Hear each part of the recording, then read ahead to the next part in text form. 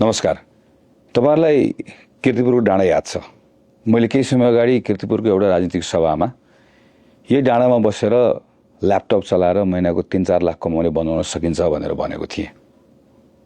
यो हाँसोको विषय पनि बन्यो, धेरै ट्रोल पनि भयो। तर मैले हावादारी कुरा गरेको थिइनँ। मेरो त्यो कुनै उडन्ते सपनाको कुरा पनि थिएन। त्यो गर्न सकिन्छ भन्ने मेरो विश्वासको कुरा थियो, किनकि मसँग केही योजनाहरू थिए। तपाईलाई याद छ भने अघिल्लो सरकारको पालामा एउटा अध्यादेशको मार्फतबाट सूचना प्रविधिको क्षेत्रमा हामीले केही सुधारहरू गर्यौं, जसले तत्कालै केही परिणामहरू पनि देखायो। यद्यपि मलाई थाहा छ कि यी थोरै सुधारका कुराहरू अपर्याप्त छन्, केही भएकै छैन भन्ने होइन। 2019 मा नेपालले डिजिटल नेपाल फ्रेमवर्क भनेर घोषणा गर्यो, जसले 2024 देखि 2034 सम्मको समयलाई आईटी डिकेड भनेर भन्यो र यो बीचमा केही स्पष्ट टार्गेट पनि राखे। जस्तो आईटी को निर्यातको लागि करिब 10 वर्षमा 30 खरबको निर्यात गर्ने, करिब 5 लाख प्रत्यक्ष रोजगारी सृजना गर्ने, 10 लाख अप्रत्यक्ष रोजगारी सृजना गर्ने। के गर्ने भन्ने टुङ्गो लाग्यो, तर के गर्ने भन्ने कुरा हाम्रो बीचको अलमलको विषय रहेन। गर्ने भनेको कुरालाई गर्नु पर्यो, अथवा यसको कानुनको पक्ष सबभन्दा महत्त्वपूर्ण कुरा रह्यो।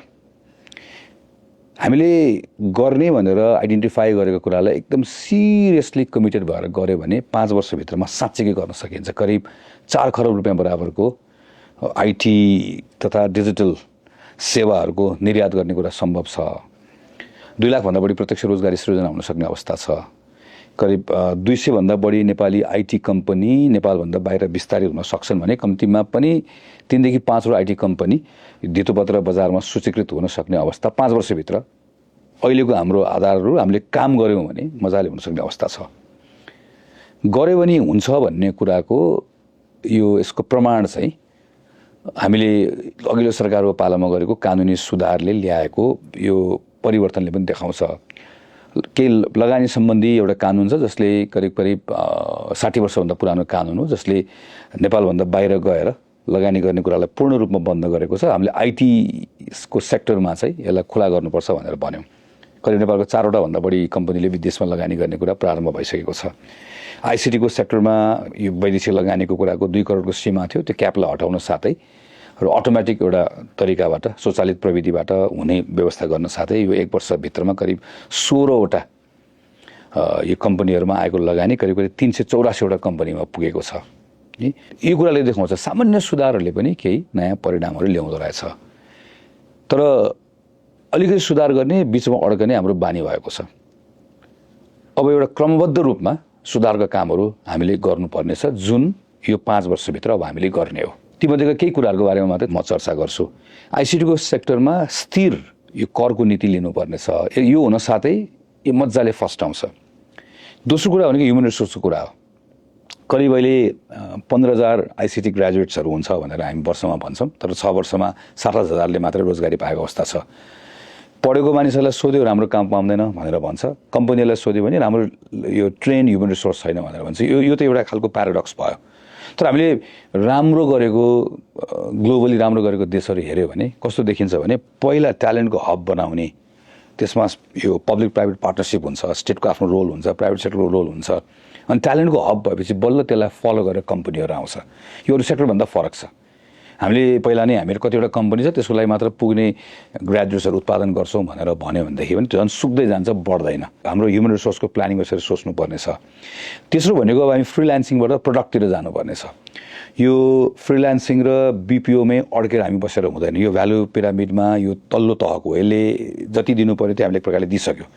डिजिटल प्रोडक्ट्सहरू नै यहीमा अब यसलाई हामीले बनाउने, यसलाई हामीले एक्सपोर्ट गर्ने, यो कुराहरूको सन्दर्भमा के कामहरू भएको छ, तर यसमा व्यापक रूपमा यसलाई अगाडि बढाउनु पर्ने छ। गभर्नेन्सको सेक्टरमा, एग्रिकल्चर, हेल्थ, एजुकेसन, सर्भिसहरू थुप्रै सेक्टर्सहरूमा यसबाट हामी सुरुवात गर्न सक्छौँ। तर यसको लागि पहिला नेपालले आफैले यस्तो टन्न प्रोडक्ट्सहरू किन्नुपर्छ, यसको प्रयोग गर्नुपर्छ, किनकि घरभित्र यो कुरा सफल भएपछि बल्ल विश्व बजारमा हामीहरू सफल हुन सक्ने अवस्था हुन्छ।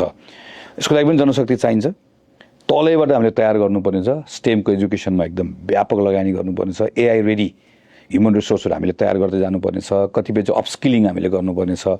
आरएनडी को यो सेक्टरमा चाहिँ 100% कर छुटको नीति हामीले लिनुपर्ने छ। अर्को कुरा भनेको चाहिँ हामीले यो पब्लिक फाइनेन्सको कुरा, बजेटिङको कुरा, कहाँ खर्च गर्ने भन्ने कुरा पनि त्यतिकै इम्पोर्टेन्ट छ। जस्तो हामीले आजभोलि बजेटमा जहाँ पनि सुन्छौँ आइटी पार्क, डेटा सेन्टर्सहरू भनेर सुन्छौँ। यसले के देखाउँछ भने राजनीतिक नेतृत्व आइटी हाम्रो लागि सबभन्दा महत्त्वपूर्ण क्षेत्र हो भन्ने कुरामा प्रष्ट छ। तर बनेपामा त्यत्रो ठुलो पार्क बन्यो नि त, त्यो पार्क त अहिले प्रेस चलिरहेको छ। पार्क भनेको भवनको कुरा होइन नि त, खास हामीले चाहिने इकोसिस्टम रहेछ। त्यसैले हामीले सोच्नुपर्ने भनेको चाहिँ इन्डियामा जस्तो यो software technology park of India भनेर जुन भन्छ, यस्तो खालको मोडल जहाँ चाहिँ यो भवन होइन, भवन त एउटा सामान्य कुरा हो, यो पूर्ण डिजिटल इकोसिस्टम तयार गर्ने कुरा हो। यो तरिकाबाट हाम्रो central government, provincial government, local गभर्मेन्टहरूको पार्टनरसिपमा हामीले सोच्नुपर्नेछ, जहाँ चाहिँ मेन्टरसिपको कुरा, सिड फन्डिङको कुरा, टुल्सको कुरा, यो सिङ्गल विन्डो सिस्टमबाट एकै ठाउँ लिएर आएर अनि एउटा इकोसिस्टम बनाएर चलाउने कुरा अर्को हाम्रो प्रायोरिटीमा पार्नुपर्नेछ। अर्को विषय भनेको लिगल रिफर्मको विषय पनि हो। 2 लाखभन्दा बढी यो गिग वर्कर्सहरूको लागि चाहिँ हामीले उनीहरूको प्रोटेक्सन कसरी गर्ने, स्पष्ट कानुनी हैसियत चाहिन्छ। त्यसै गरिकन हाम्रो लेबर एक्टहरूमा पनि रिफर्म गरेर खास गरिकन चाहिँ यो प्लेटफर्म बेस्ड काम गर्ने मानिसहरूलाई सोसल सेक्युरिटीमा कसरी यसलाई हामीले आबद्ध गर्ने, यो पनि हामीले सोच्नुपर्ने छ। अर्को विषय भनेको हामीले ग्रिन एनर्जीको एडभान्टेज कसरी लिने, हाइड्रो पावरको प्रयोग गर्ने कुराहरूको सन्दर्भमा अहिले ग्लोबली नै हामी के देख्छौँ भने ग्रिन डेटा सेन्टर्सको कुरा छ।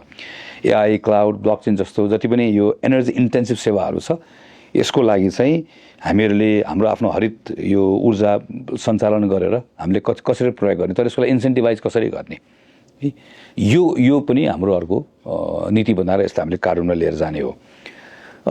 म यतिमै टुङ्ग्याउँछु किनकि यसको एकदम लामो लिस्ट हुन्छ। हामीले यसलाई आइडेन्टिफाई गरेर यो अघिल्लो सरकारकै पालोमा केही सुधारहरू गऱ्यौँ, तर त्यो सुरुवात थियो, त्यसले लय समातेको थियो। तर मैले अघि नै भने सुरुवात गर्ने तर अड्किने हाम्रो बानी छ। तर यो पटक हामीहरू 5 वर्षभित्रमा अहिलेको बिन्दुबाट कुन बिन्दुमा पुर्याउने, त्यसको निम्ति यो सुरुवात गरेको रिफर्मको कुरा बिचमा नअड्किने, त्यसलाई क्रमबद्ध कसरी गर्ने, यसको सम्पूर्ण रूपमा हामीले तयारी गरेका छौँ। धेरैचोटि हामीले भाषणमा भन्यौँ, धेरै पटक हामीले कुराकानी गऱ्यौँ, तर यो पटक साँच्चीकै नेपाललाई यसलाई डिजिटल हब बनाउने गरिकन काम गर्न सकिन्छ भन्ने विश्वासका साथ यो 5 वर्ष समय खेर नपालिकन काम गर्नुपर्छ भन्ने पक्षमा हामी छौँ। धन्यवाद, जयनेवाद।